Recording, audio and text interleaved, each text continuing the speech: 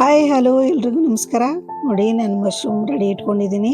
So ಈ ರೀತಿ ಮಾರ್ಕೆಟಿಂದ packet ತಂದ ಮೇಲೆ ನಾವು ಈ ರೀತಿ ಕಟ್ ಮಾಡಿಕೊಂಡು ಮೊದಲು ಒಂದು ಬಟ್ಟೆಯಿಂದ ವಾಶ್ ಮಾಡ್ಕೋಬೇಕು. ಇವತ್ತು ಮಶ್ರೂಮಿಂದ ನಾನು ಸಾರು ಮಾಡೋದು ಹೇಗೆ ಅಂತ ತೋರಿಸ್ಕೊಡ್ತಾ ಇದ್ದೀನಿ. ಸೊ ನಾರ್ಮಲಾಗಿ ಎಲ್ಲ ಮಶ್ರೂಮ್ ಪಲ್ಯ ಮಾಡ್ತಾರೆ ಅಥವಾ ಕುರ್ಮಾ ಟೈಪ್ ಮಾಡ್ತಾರೆ. ನಾನಿವತ್ತು ಸಾರು ಮಾಡೋದನ್ನು ತೋರಿಸ್ತಾ ಇದ್ದೀನಿ. ನೋಡಿ, ಈ ರೀತಿ ಮಶ್ರೂಮ್ನ ನಾವು ಮಾರ್ಕೆಟಿಂದ ತಂದ ಮೇಲೆ ಪ್ಯಾಕೆಟಿಂದ ನಾವು ತೆಗೆದ ತಕ್ಷಣ ಈ ರೀತಿ ಒರೆಸ್ಕೋಬೇಕು. ಹಾಗೆ ಮಶ್ರೂಮ್ ನಮ್ಮ ಏನು ತಂದಿರ್ತೀವಲ್ಲ ಮರ್ದಿದ್ದನ್ನೇ ಮಾಡ್ಕೋಬೇಕು. ನೋಡಿ, ಈ ರೀತಿ ಎಲ್ಲ ಒರೆಸ್ಕೊಂಡು ಆದಮೇಲೆ ಇದಕ್ಕೆ ಒಂದು ಶುದ್ಧವಾದಂಥ ನೀರಿನ ಜೊತೆಗೆ ಸ್ವಲ್ಪ ಉಪ್ಪು ಕೂಡ ಹಾಕ್ಕೋಬೇಕು ನಾವು. ನೋಡಿ, ನೀರು ಮತ್ತು ಉಪ್ಪನ್ನು ಹಾಕಿಬಿಟ್ಟು ಚೆನ್ನಾಗಿ ತೊಳಿಬೇಕು. ತೊಳೆದಂದರೆ ಸುಮ್ಮನೆ ಇದೇ ರೀತಿ ತೊಳೆಯೋದಲ್ಲ, ಚೆನ್ನಾಗಿದ್ರೆ ಪರವಾಗಿಲ್ಲ. ಸ್ವಲ್ಪ ಏನಾದರೂ ಕಪ್ಪಾಗಿ ನೋಡಿ ಈ ರೀತಿ ಇರುತ್ತಲ್ಲ, ಈ ರೀತಿ ಕಪ್ಪಾಗಿದ್ದರೆ ಎಲ್ಲೆಲ್ಲಿ ಕಪ್ಪಾಗಿದೆಯೋ ಅದನ್ನು ಸ್ವಲ್ಪ ಈ ರೀತಿ ತೆಗೆದುಬಿಟ್ಟು ನೀಟಾಗಿ ಉಪ್ಪು ನೀರಲ್ಲಿ ಈ ರೀತಿ ಕ್ಲೀನಾಗಿ ತೊಳ್ಕೊಬೇಕು ನಾವು ಮಶ್ರೂಮ್ನ. ಕನ್ನಡದಲ್ಲಿ ಅಣಬೆ ಅಂತ ಹೇಳ್ತಾರೆ. ಕೆಲವರು ಗದ್ದೆ ಅಲ್ಲಿ ಇಲ್ಲಿ ಬೆಳೆದಿದ್ದನ್ನು ತೊಗೊಂಬಂದಿರ್ತಾರೆ. ಸೊ ಸಿಟಿಯಲ್ಲೆಲ್ಲ ಸಿಗಲ್ಲ ಆ ರೀತಿ. ನಾವು ಏನೇ ಇದ್ದರೂ ಮಾರ್ಕೆಟಿಂದ ಮೋರು ಅಥವಾ ಈ ಮಾಲ್ಗಳಿಂದನೇ ತೊಗೊಂಬರ್ಬೇಕು. ನೋಡಿ, ಈ ರೀತಿ ತಂದ ಮೇಲೆ ನಾವು ಈ ರೀತಿ ಕ್ಲೀನಾಗಿ ಎಲ್ಲೆಲ್ಲಿ ಕಪ್ಪಿದೆಯಲ್ಲ ಸ್ವಲ್ಪ ಅಲ್ಲಲ್ಲಿ ನೀಟಾಗಿ ಈ ರೀತಿ ತೊಳ್ಕೊಂಡು ತೆಗೆದಿಟ್ಬಿಟ್ಟು ಮತ್ತೆ ಇನ್ನೊಂದು ಸರಿ ನಾನು ತೊಳ್ಕೊತೀನಿ. ಫಸ್ಟಿಗೆ ನಾವು ಉಪ್ಪು ನೀರಲ್ಲಿ ಈ ರೀತಿ ನೀಟಾಗಿ ತೊಳ್ಕೊಬೇಕು. ಈ ರೀತಿ ಕಪ್ಪು ಎಲ್ಲೆಲ್ಲ ಇರುತ್ತಲ್ಲ ಆ ರೀತಿ ತೆಗೆದ್ಬಿಟ್ಟು ನೋಡಿ ಈ ರೀತಿ ತೆಗಿಬೇಕು. ನೋಡಿ, ನಮಗೆ ನೀರು ಕೂಡ ಕಪ್ಪಿಗೆ ಕಾಣಿಸ್ತಾ ಇದೆ. ಈಗ ಕ್ಲೀನಾಗಿ ಈ ರೀತಿ ಸ್ವಲ್ಪ ಕೈಯಿಂದ ಉಜ್ಜಿ ಕ್ಲೀನ್ ಮಾಡ್ಕೋಬೇಕು ಮಶ್ರೂಮ್ನ. ಈ ರೀತಿ ಮಾಡಿಕೊಂಡು ಪ್ರತಿಯೊಂದನ್ನು ಮತ್ತೆ ಇನ್ನೊಂದು ಸರಿ ನಾನು ನೀರಲ್ಲಿ ಹಾಕಿ ತೊಳೆದು ರೆಡಿ ಇಟ್ಕೊಂಡಿದ್ವಿ. ಈಗ ನಾವು ಮಶ್ರೂಮ್ನ ಕಟ್ ಮಾಡ್ಕೋಬೇಕು. ಒಂದು 4 ಭಾಗ ಮಾಡ್ಕೋಬೇಕು. ತುಂಬ ದೊಡ್ಡದಿದ್ರೆ ಒಂದು 6 ಭಾಗ ಮಾಡಿ, ಸಣ್ಣದಿದ್ರೆ ಈ ರೀತಿ 4 ಭಾಗ ಮಾಡಿದರೆ ಸಾಕು. ಯಾಕೆಂದರೆ ನಾವು ಇದನ್ನು ನಾವೇನು ಸಾರು ಮಾಡೋ ಮುಂದೆ ಇದು ಮಾಡ್ತೀವಲ್ಲ ಅವಾಗ ಇನ್ನೂ ಸ್ವಲ್ಪ ಸಣ್ಣದಾಗುತ್ತೆ. ಇದು ಈ ರೀತಿ 4 ಭಾಗ ಮಾಡಿಕೊಂಡ್ರೆ ಸಾಕು. ಕ್ಲೀನಾಗಿ ತೊಳ್ಕೊಂಡಾದ್ಮೇಲೆ ಈ ರೀತಿ ಕಟ್ ಮಾಡಿ ರೆಡಿ ಮಾಡಿ ಇಟ್ಕೋಬೇಕು. ಸೊ ಈ ರೀತಿ ಕಟ್ಟಾಗಿ ಎಲ್ಲ ರೆಡಿ ಆದಮೇಲೆ ನೆಕ್ಸ್ಟು ನಾನು ಸಾರಿಗೆ ಮಸಾಲೆನ ತೆಗಿತಾ ಇದ್ದೀನಿ. ಸೊ ಒಂದು ಬಾಣಲಿಗೆ ನಾನು ಸ್ವಲ್ಪ ಎಣ್ಣೆ ಹಾಕ್ಕೊತಾ ಇದ್ದೀನಿ. ಗ್ಯಾಸ್ ಆನ್ ಮಾಡಿದ್ದೀನಿ. ಮೊದಲಿಗೆ ಒಂದು ಚಮಚದಷ್ಟು ನೋಡಿ ಈ ರೀತಿ ಎಣ್ಣೆ ಹಾಕ್ಕೊಂಡ್ಬಿಡ್ಬೇಕು. ಎಣ್ಣೆ ಹಾಕಿದ ಮೇಲೆ ನಾವು ಈಗ ಒಂದೊಂದೇ ನಾವು ಮಸಾಲೆ ಐಟಮ್ಗಳನ್ನು ಹಾಕ್ತಾ ಹೋಗ್ಬೇಕು. ನೋಡಿ, ಒಂದು 3 ಪೀಸು ಸಣ್ಣದಾಗಿ 3 ಅಥವಾ 4 ಪೀಸು ಚಕ್ಕೆ, ಹಾಗೆ ಒಂದು 10ರಿಂದ 12 ಕಾಳುಮೆಣಸು, ಹಾಗೆ ಒಂದು 7 ಲವಂಗ, ಒಂದು 2 ಬೆಳ್ಳುಳ್ಳಿ, ಹಾಗೆ 1 ಇಂಚಷ್ಟು ಶುಂಠಿ. ಅದನ್ನು ಸಿಪ್ಪೆ ತೆಗೆದು ಸಣ್ಣದಾಗಿ ಮೀಡಿಯಮಾಗಿ ಕಟ್ ಮಾಡ್ಕೊಂಡಿದ್ದೀನಿ ತೊಳ್ಕೊಂಡು. ಹಾಗೆ ಸೊಂಪು, ಬಡೆ ಸೊಪ್ಪು ಅಂತ ಹೇಳ್ತೀವಲ್ಲ ಅದು 1 ಟೇಬಲ್ ಸ್ಪೂನು, ಹಾಗೆ 1 ಟೇಬಲ್ ಸ್ಪೂನ್ ಗಸಗಸೆ. ನೋಡಿ, ಈ ರೀತಿ ಸಣ್ಣ ಉರಿಯಲ್ಲಿ ಇಟ್ಕೊಂಡು ಬಿಸಿ ಮಾಡ್ಕೋಬೇಕು ನಾವು ಎಣ್ಣೆಯಲ್ಲಿ. ಇದನ್ನ ಜೋರಾಗಿ ಇಡಬಾರ್ದು. ಹಾಗೆ 1 ಟೀ ಸ್ಪೂನಷ್ಟು ಹುರ್ಗಡ್ಲೆನ ಸ್ವಲ್ಪ ಗಟ್ಟಿ ಆಗೋದಕ್ಕೋಸ್ಕರ ತೊಗೊಂಡಿದ್ದೀನಿ. ಹಾಗೆ 1 ಬಟ್ಲದಷ್ಟು ನಾನು ಬ್ಯಾಡಗಿ ಮೆಣಸಿನ್ಕಾಯನ್ನ ತೊಗೊಂಡಿದ್ದೀನಿ. 10ರಿಂದ 12 ಬ್ಯಾಡಗಿ ಮೆಣಸಿನ್ಕಾಯನ್ನ ತೊಗೋಬೋದು. ನಾನಿಲ್ಲಿ ಬರೀ ಬ್ಯಾಡಗಿ ಮೆಣಸಿನ್ಕಾಯನ್ನ ಮಾತ್ರ ಯೂಸ್ ಮಾಡ್ತಾಯಿದ್ದೀನಿ. ಕೆಲವರು ಗುಂಟೂರು ಯೂಸ್ ಮಾಡ್ತಾರೆ. ಗುಂಟೂರು ಮಾಡೋದಾದರೆ ನಿಮ್ಮ ಮನೆಗೆ ಎಷ್ಟು ಬೇಕು ಖಾರ ನೋಡಿಕೊಂಡು ನೀವು ಅದರ ತಕ್ಕನಾಗೆ ಮೆಣಸಿನ್ಕಾಯನ್ನ ನೀವು ಹಾಕ್ಕೊಳ್ಳಿ.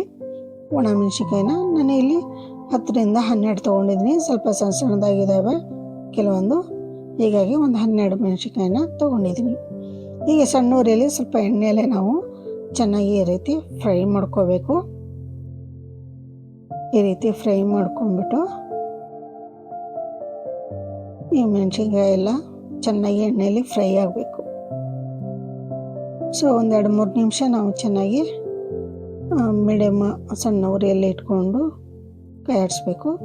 ಈಗ ಒಂದು ಈರುಳ್ಳಿನ, ದೊಡ್ಡ ಸೈಜಿನ ಈರುಳ್ಳಿನ ಉದ್ದುದ್ದಾಗಿ ಕಟ್ ಮಾಡಿ ಇಟ್ಕೊಂಡಿದ್ದೀನಿ, ಸಣ್ಣಗೆ ಉದ್ದುದಕ್ಕೆ. ಅದನ್ನು ಕೂಡ ನಾವು ಈ ರೀತಿ ಫ್ರೈ ಮಾಡ್ಕೋಬೇಕು. ಇವಾಗ ನಾನು ಸ್ವಲ್ಪ ಗ್ಯಾಸನ್ನು ಜೋರು ಮಾಡಿದ್ದೀನಿ, ಯಾಕೆಂದರೆ ಈರುಳ್ಳಿ ಸ್ವಲ್ಪ ನಮಗೆ ಬ್ರೌನ್ ಆಗಬೇಕು. ಬ್ರೌನ್ ಆದರೆ ನಮಗೆ ಸಾರು ಟೇಸ್ಟ್ ಕೊಡುತ್ತೆ.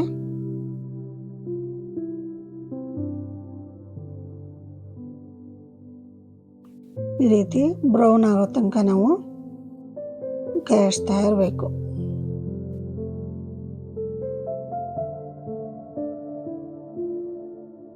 ಸೊ ಯಾರೆಲ್ಲ ನನ್ನ ಚಾನಲ್ನ ನೋಡ್ತಾ ಇದ್ದೀರೋ ದಯವಿಟ್ಟು ನನ್ನ ಚಾನಲ್ನ ಸಬ್ಸ್ಕ್ರೈಬ್ ಮಾಡ್ಕೊಳ್ಳಿ, ಹಾಗೆ ಬೆಲ್ಲೈಕನ್ನು ಪ್ರೆಸ್ ಮಾಡಿ. ಪ್ರತಿಯೊಂದು ವಿಡಿಯೋ ನಿಮಗೆ ನೋಟಿಫಿಕೇಷನ್ ಬರುತ್ತೆ. ಸೊ ನಿಮ್ಮ ಫ್ರೆಂಡ್ಸಿಗೆ ಮತ್ತು ನಿಮ್ಮ ಫ್ರೆಂಡ್ಸು ಗ್ರೂಪ್ಗಳಿಗೆ ಎಲ್ಲ ಶೇರ್ ಮಾಡಿ ಅಂತ ಹೇಳ್ತಾ ನಾನು ಕೇಳ್ಕೊತಾ ಇದ್ದೀನಿ. ಸೊ ತುಂಬ ಜನ ಸಬ್ಸ್ಕ್ರೈಬ್ ಮಾಡ್ಕೊಂಡಿರ್ತಾರೆ, ಆಮೇಲೆ ಅನ್ಸಬ್ಸ್ಕ್ರೈಬ್ ಆಗ್ತಾರೆ. ಇಲ್ಲಿ ನಾನು ಒಂದು 2 ಟೊಮೊಟೊ ಹಣ್ಣನ್ನ ಸಣ್ಣದಾಗಿ ಹೆಚ್ಚಿಟ್ಕೊಂಡಿದ್ದೆ. ಸ್ವಲ್ಪ ಈರುಳ್ಳಿ ಬ್ರೌನ್ ಆದಮೇಲೆ ಟೊಮೊಟೊ ಕೂಡ ಹಾಕ್ಬಿಟ್ಟು ಇವಾಗ ಸ್ವಲ್ಪ ಜೋರಾಗಿ ಉರಿನೇ ಇಟ್ಟು ಈ ರೀತಿ ನಾವು ಚೆನ್ನಾಗಿ ಫ್ರೈ ಮಾಡ್ಕೋಬೇಕು. ಸ್ವಲ್ಪ ಟೊಮೊಟೊ ನಮಗೆ ಮೆತ್ತಗಾಗಬೇಕು, ಅದು ರಸ ಬಿಡಬೇಕು. ನೋಡಿ ರಸ ಬಿಟ್ಟಿದೆ. ಸ್ವಲ್ಪ 1 ಬಟ್ಲಷ್ಟು ನಾನು ಹಸಿ ಕೊಬ್ಬರಿನ ತೊಗೊಂಡಿದ್ದೀನಿ. ಲಾಸ್ಟಿಗೆ ಇನ್ನೇನು ಗ್ಯಾಸ್ ಬಂದ್ ಮಾಡೋ ಟೈಮಲ್ಲಿ ಹಾಕಿಬಿಟ್ಟು ಸ್ವಲ್ಪ 1-2 ನಿಮಿಷ ಈ ರೀತಿ ಕಾಯಿಸಿದ್ರೆ ಸಾಕು. ಕೊಬ್ಬರಿ ಕೂಡ ನಮಗೆ ಸ್ವಲ್ಪ ಬಿಸಿ ಆಗುತ್ತೆ, ಸಾಕು. ಏನು ತುಂಬ ಬಿಸಿ ಮಾಡಬೇಕು ಅಂತೇನಿಲ್ಲ. ಇವತ್ತು ಹೀಗೆ ಮಾಡಿದರೆ ನಮ್ಮ ಮಸಾಲೆ ರೆಡಿ ಆಯಿತು. ಈಗ ನೆಕ್ಸ್ಟು ಸ್ವಲ್ಪ ಆರೋದಕ್ಕೆ ಬಿಟ್ಬಿಟ್ಟು ನಾವು ಮಿಕ್ಸಿ ಮಾಡ್ಕೊಳ್ಳೋಣ. ಸ್ವಲ್ಪ ಇದು ಆರಲಿ.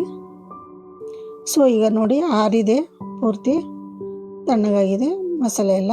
ಈಗ ಒಂದು ದೊಡ್ಡ ಜಾರಿಗೆ ಹಾಕ್ಕೊಂಬಿಟ್ಟು ಈ ಎಲ್ಲ ಪದಾರ್ಥಗಳನ್ನು ಹಾಕ್ಕೊಂಡು ನಾವು ಮಿಕ್ಸಿ ಮಾಡ್ಕೋಬೇಕು. ಸೊ ಮಿಕ್ಸಿ ಮಾಡೋಕ್ಕಿಂತ ಮುಂಚೆ ಇದಕ್ಕೆ ಇನ್ನೂ ಒಂದು ಐಟಮ್ ಹಾಕಬೇಕು. ನೋಡಿ ಧನಿಯಾ ಪುಡಿ ನಾನು ಹುರಿದು ಪುಡಿ ಮಾಡಿ ಇಟ್ಕೊಂಡಿರ್ತೀನಿ. ಹೀಗಾಗಿ ಡೈರೆಕ್ಟಾಗಿ ನಾನು 2 ಚಮಚನ ಮಸಾಲೆ ಮಿಕ್ಸಿಗೆ ಹಾಕ್ಕೊತಾ ಇದ್ದೀನಿ. ಹಾಗೆ ಹಸಿ ಕೊತ್ತಂಬರಿ ಸೊಪ್ಪು, ಇದರ ಜೊತೆಗೆ ಹಸಿ ಕೊತ್ತಂಬರಿ ಸೊಪ್ಪು ಹಾಕಿದರೆ ತುಂಬಾ ರುಚಿ ಬರುತ್ತೆ. ಸೊ ಸ್ವಲ್ಪ ಹಸಿ ಕೊತ್ತಂಬರಿಯನ್ನು ಹಾಕಿಬಿಟ್ಟು ನೀರು ಹಾಕಿ ನಾವು ಚೆನ್ನಾಗಿ ಸಣ್ಣಗೆ ಮಿಕ್ಸಿ ಮಾಡ್ಕೊಂಡು ತೊಗೊಂಬರ್ತೀನಿ. ಸೊ ನೋಡಿ ಸಣ್ಣಗೆ ಮಿಕ್ಸಿ ಆಗಿದೆ, ಮಸಾಲೆ ಎಲ್ಲ ಪೂರ್ತಿ ಸಣ್ಣಕ್ಕೆ ಮಿಕ್ಸಿ ಮಾಡ್ಕೊಂಡಿದ್ದೀವಿ. ನೆಕ್ಸ್ಟ್ ಬಂದುಬಿಟ್ಟು ಇಲ್ಲಿ ಒಂದು ಪಾತ್ರೆ ಇಟ್ಟಿದ್ದೀನಿ. ಗ್ಯಾಸ್ ಆನ್ ಮಾಡ್ಕೊಂಬಿಟ್ಟು ಸ್ವಲ್ಪ ಬಿಸಿ ಆದ ತಕ್ಷಣ ನೋಡಿ ಎಣ್ಣೆ ಹಾಕ್ಕೊಳ್ಳೋಣ.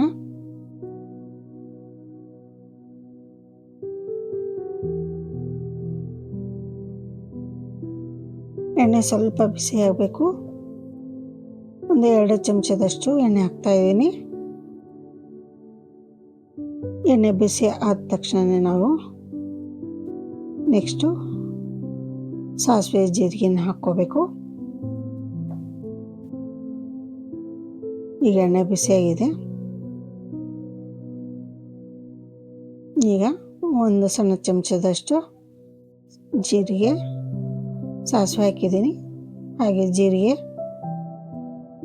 ನೋಡಿ ಒಂದು ಸಣ್ಣ ಚಮಚದಷ್ಟು ಜೀರಿಗೆ, ಸಾಸಿವೆ ಮತ್ತು ಜೀರಿಗೆನ ಹಾಕಿಬಿಟ್ಟು ಸಾಸಿವೆ ಎಲ್ಲವೂ ಚಟಪಟ ಅನ್ನಬೇಕು.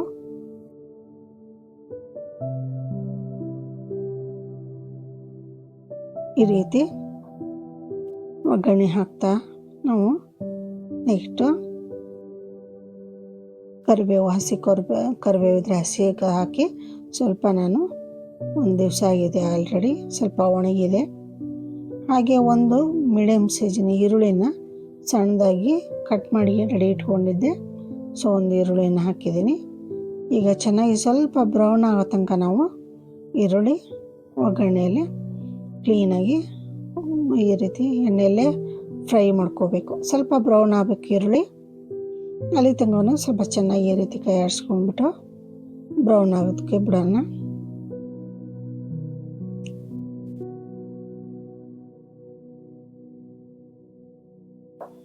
ಈ ರೀತಿ ಚೆನ್ನಾಗಿ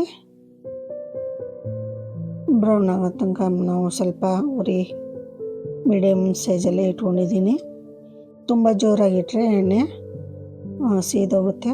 ಹೀಗಾಗಿ ಮೀಡಿಯಮ್ ಉರಿಯಲ್ಲಿ ನಾವು ಈರುಳ್ಳಿ ಬ್ರೌನ್ ಆಗೋ ತನಕ ಈ ರೀತಿ ಎಣ್ಣೆಯಲ್ಲೇ ಫ್ರೈ ಮಾಡಬೇಕು.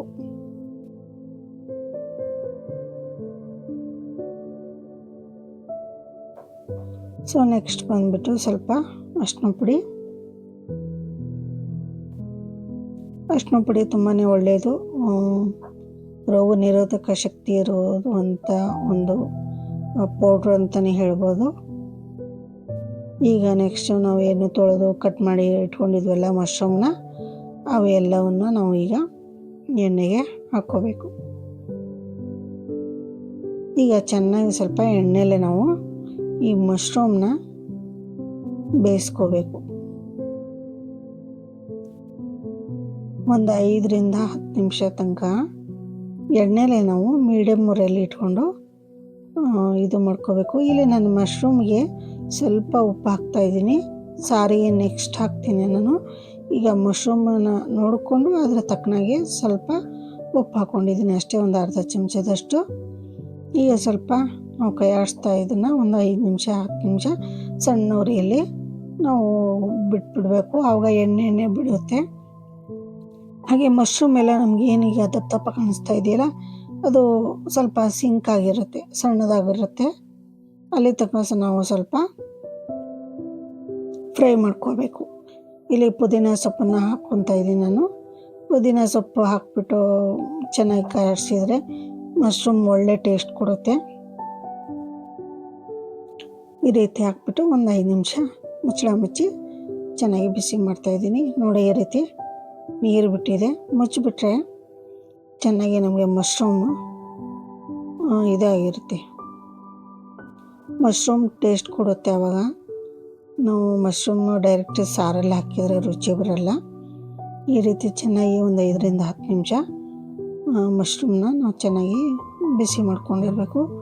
ನೆಕ್ಸ್ಟ್ ಬಂದುಬಿಟ್ಟು ಮಸಾಲೆ ಏನು ನಾವು ಮಿಕ್ಸಿ ಮಾಡಿ ಇಟ್ಕೊಂಡಿದ್ವಲ್ಲ ಅದನ್ನು ಹಾಕಿಬಿಟ್ಟು ನಾವು ಈಗ ಮಸಾಲೆನೆಲ್ಲನೂ ಕಾಯಿಸ್ಬೇಕು. ಜಾರನ್ನ ತೊಳೆದ್ಬಿಟ್ಟು ನಾನು ಸ್ವಲ್ಪ ನೀರು ಹಾಕ್ತೀನಿ, ಯಾಕೆಂದರೆ ಸ್ವಲ್ಪ ಮೊದಲಿಗೆ ನಮಗೆ ಮಸಾಲೆ ಹಸಿ ವಾಸನೆ ಎಲ್ಲ ಹೋಗಬೇಕು ಮಸಾಲೆದು.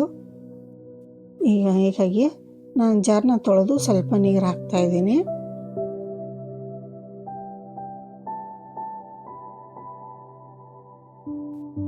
ಈ ರೀತಿ ಸ್ವಲ್ಪ ತೊಳೆದು ಹಾಕ್ಕೊಂಡ್ಬಿಟ್ಟು ನಾವು ಕೈ ಆಡಿಸ್ಬೇಕು. ಚೆನ್ನಾಗಿ ಕೈ ಆಡಿಸ್ಬಿಟ್ಟು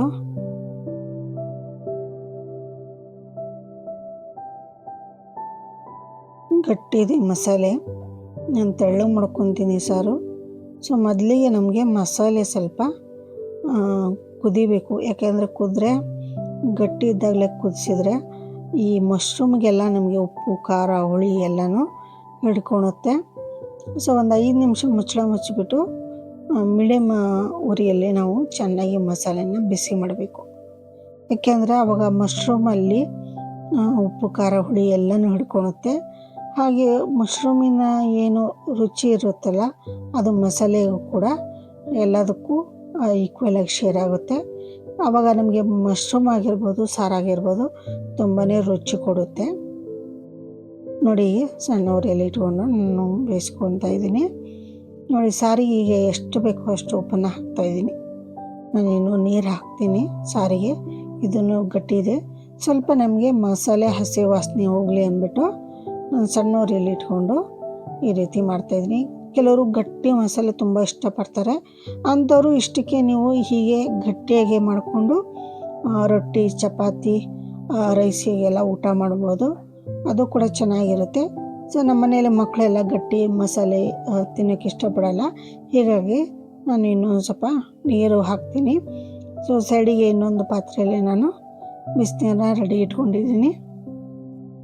ನೋಡಿ ಈಗ ಚೆನ್ನಾಗಿ ಮಸಾಲೆ ಕುದ್ದು ಮಸಾಲೆ ಎಲ್ಲ ಹಸಿ ವಾಸನೆ ಹೋಗಿದೆ. ಇದಕ್ಕೆ ನಾನೀಗ ನೆಕ್ಸ್ಟು ಇನ್ನೊಂದು ಪಾತ್ರೆಯಲ್ಲಿ ನಾನು ಬಿಸಿನೀರು ಇಟ್ಟಿದ್ದೆ. ನೋಡಿ ಅದನ್ನು ನನಗೆ ಎಷ್ಟು ಬೇಕೋ ಅಷ್ಟು ಅಳತೆಗೆ ನೋಡಿಕೊಂಡು ನಾನು ಬಿಸಿನೀರನ್ನ ಹಾಕಿಬಿಟ್ಟು ಒಂದು ಲೆವೆಲಿಗೆ ನಾನು ಸಾರನ್ನ ಮಾಡ್ಕೊತೀನಿ. ತುಂಬ ಗಟ್ಟಿನೂ ಅಲ್ಲ, ತುಂಬ ತೆಳುನೂ ಅಲ್ಲ, ಮೀಡಿಯಮ್ ಇದರಲ್ಲಿ ನಾವು ಸಾರನ್ನ ಮಾಡ್ಕೋಬೇಕು. ಈ ರೀತಿ ನೋಡ್ಕೊಂಬಿಟ್ಟು ಬಿಸಿನೀರನ್ನ ಹಾಕ್ಕೊತಾ ಇದ್ದೀನಿ ನಾನು. ನೋಡಿ, ಆಲ್ರೆಡಿ ಬಿಸಿನೀರು ಹಾಕಿರೋದ್ರಿಂದ ಹಿಂದೆಯೇ ಹಾಗೆ ಕುದೀತಾ ಇದೆ ಸಾರು. ಸೊ ಇನ್ನೊಂದು 5 ನಿಮಿಷ ನಾವು ಚೆನ್ನಾಗಿ ಕುದಿಸ್ಬಿಟ್ರೆ ನಮ್ಮ ಮಶ್ರೂಮ್ ಸಾರು ರೆಡಿಯಾಗಿದೆ. ಸೊ ಬಿಸಿ ಬಿಸಿ ಅನ್ನಕ್ಕೆ ಹಾಕ್ಕೊಂಡು ಊಟ ಮಾಡ್ತಾಯಿದ್ರೆ ಒಳ್ಳೆ ನಾವು ಸ್ಪೆಷಲ್ ಸಾರು ಏನು ಊಟ ಮಾಡ್ತೀವಲ್ಲ ಆ ರೀತಿ ಟೇಸ್ಟಿ ಇರುತ್ತೆ. ಈಗ ಶ್ರಾವಣ ಮಾಸ, ಸೊ ಶ್ರಾವಣ ಮಾಸದಲ್ಲಿ ನಾವು ಸ್ಪೆಷಲ್ ತಿನ್ನೋ ಬದಲು ಒಂದು ಸರಿ ಈ ರೀತಿ ಮಶ್ರೂಮನ್ನ ತೊಗೊಂಬಂದು ಮಾರ್ಕೆಟಿಂದ ಸೊ ಸಾರನ್ನ ಮಾಡಿಕೊಂಡು ಊಟ ಮಾಡಿ ನೋಡಿ ಟೇಸ್ಟ್ ಹೇಳಿ ನನಗೆ ಯಾವ ರೀತಿ ಇತ್ತು ಅಂತ. ನೋಡಿ, ಸಾರೆಲ್ಲ ಕುದ್ದಿದೆ, ರೆಡಿಯಾಗಿದೆ ಇವತ್ತು ನಮ್ಮ ಸಾರು. ಮುದ್ದೆ ಮಾಡ್ಕೊಂಡು ತಿಂದರೂ ಕೂಡ ಒಳ್ಳೆ ಸೂಪರಾಗಿರುತ್ತೆ. ಲಾಸ್ಟಿಗೆ ಕೊತ್ತಂಬರಿ ಹಾಕಿಬಿಟ್ಟು ನಾವು ಸಾರನ್ನ ಬಂದ್ ಮಾಡಿದರೆ ಇಲ್ಲಿಗೆ ನಮ್ಮ ಮಶ್ರೂಮ್ ಸಾರು ರೆಡಿಯಾಗಿದೆ. ಸೊ ಕಮೆಂಟ್ ಮುಖಾಂತರ ತಿಳಿಸಿ ಸಾರು ರುಚಿ ಹೇಗಿತ್ತು ಏನು ಅಂತ. ಒಂದು ಸಾರಿ ಟ್ರೈ ಮಾಡಿ, ಇದನ್ನು ಟ್ರೈ ಮಾಡಿ ನೋಡಿ ರುಚಿ ಹೇಗಿತ್ತು ಅಂತ ಕಮೆಂಟ್ ಮುಖಾಂತರ ನನಗೆ ತಿಳಿಸಿ. ಈ ಒಂದು ಹೊಸ ರೆಸಿಪಿ ನಿಮಗೆಲ್ಲ ಹೇಗೆ ಇಷ್ಟ ಆಯಿತು ಅಂತ ತಿಳಿಸಿ. ಸೊ ಬಿಸಿ ಬಿಸಿ ಅನ್ನನೂ ಆಗಿದೆ. ಅನ್ನಕ್ಕೆ ನಾವು ಸಾರು ಹಾಕ್ಕೊಂಡು ಊಟ ಮಾಡ್ತಾಯಿದ್ರೆ ಒಳ್ಳೆ ಚೆನ್ನಾಗಿರುತ್ತೆ. ಅದರಲ್ಲೂ ಈಗಂತೂ ತುಂಬ ತಂಪಿದೆ. ನೋಡಿ, ಮಶ್ರೂಮ್ ಹಾಕ್ಕೊಂಬಿಟ್ಟು ಊಟ ಮಾಡ್ತಾಯಿದ್ರೆ ಯಾವ ಸ್ಪೆಷಲ್ ಸಾರಿಗೂ ಕಮ್ಮಿ ಇರಲ್ಲ, ಅಷ್ಟು ರುಚಿಯಾಗಿರುತ್ತೆ ಸಾರು ನಮಗೆ. ಸೊ ಒಂದು ಸಾರಿ ಟೆಸ್ಟ್ ಮಾಡಿ ಊಟ ಮಾಡಿ ನೋಡಿ. ನೀವು ನಾರ್ಮಲ್ಲಾಗಿ ಮಶ್ರೂಮಿಂದ ಒಂದು ನಾವು ಮಸಾಲೆ ಹಾಕ್ಬಿಟ್ಟು ಪಲ್ಯ ಮಾಡ್ಕೊತೀವಿ ಅಥವಾ ಕುರ್ಮಾ ಟೈಪ್ ಮಾಡ್ಕೊತೀವಿ, ಸೊ ಡಬ್ಬದಲ್ಲಿ ತಿಂದಿರ್ತೀವಿ. ಆ ರೀತಿ ನಾರ್ಮಲ್ಗಿಂತನೂ ಸಾರು ಮಾಡ್ಕೊಂಡು ಒಂದು ಸಾರಿ ಊಟ ಮಾಡಿ, ಸೂಪರಾಗಿರುತ್ತೆ. ಬಿಸಿ ಬಿಸಿ ಚೆನ್ನಾಗಿದೆ. ಕೈಯೆಲ್ಲ ಸುಡ್ತಾ ಇದೆ ನೋಡಿ. ಮಶ್ರೂಮ್ ಎಲ್ಲ ಸಣ್ಣಗಾಗಿದೆ, ಅಂದರೆ ಕುದಿದ ಮೇಲೆ ತುಂಬ ಇದಾಗಿರುತ್ತೆ. ಒಳ್ಳೆ ಸೂಪರಾಗಿದೆ. ಬಿಸಿ ಬಿಸಿ ಅನ್ನದ ಜೊತೆ ಈ ರೀತಿ ಊಟ ಮಾಡ್ತಿದ್ರು. ಒಂದ್ಸರಿ ಟೇಸ್ಟ್ ಮಾಡಿ ನೋಡಿ, ಖಂಡಿತವಾಗ್ಲೂ ನೀವೇ ಹೇಳ್ತೀರಾ ಎಷ್ಟು ಚೆನ್ನಾಗಿತ್ತು ಅಂತ. ಸೊ ಕಮೆಂಟ್ ಮುಖಾಂತರ ತಿಳಿಸಿ. ಸೊ ಇವತ್ತಿನ ವಿಡಿಯೋನ ಇಲ್ಲೇ ಮುಗಿಸ್ತಾ ಇದ್ದೀನಿ. ನಮಸ್ಕಾರ, ಬಾಯ್.